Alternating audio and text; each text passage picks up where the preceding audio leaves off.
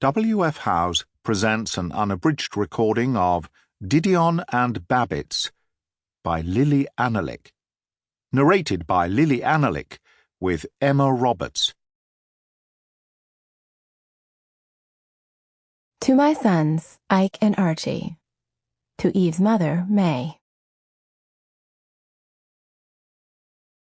Part 1. L.A. Women.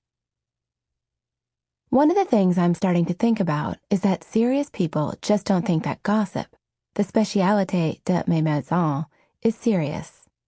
It's always been regarded as some devious woman's trick, some shallow, callow, shameful way of grasping situations without being in on the top conferences with the serious men. Gossip has always been considered tisk-tisk. Only how are people like me, women they're called, supposed to understand things if we can't get in the VIP room? And anyway, I can't stand meetings. I'd much rather figure things out from gossip. Eve Babitz. Nobody forces women to buy the package. Joan Didion. If intense fascination is love, then I loved Eve Babitz. I met her in the spring of 2012.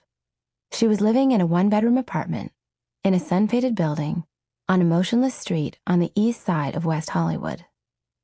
Entering the apartment was difficult, near impossible. Why isn't easy to explain. There was, first of all, her radical strangeness. This sounds like a polite way of calling her nuts, and she was nuts. Huntington's disease had been eating away at her brain for well over a decade. But she wasn't only nuts, and she wasn't always nuts. There were plenty of lucid moments.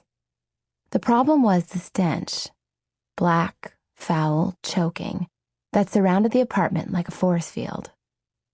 It was the intensity of my fascination that allowed me to, at last, on a winter's day in 2013, breach the force field, make it past her front door. The lights were off, shades tightly drawn against the California sunshine. I waited for my vision to adjust. It did, and what I saw was full-scale filth. Trash piled on every surface, crammed into every crevice, so that it seemed to be growing from the floor, the furniture, the walls, so that it seemed alive, like a species of jungle plant.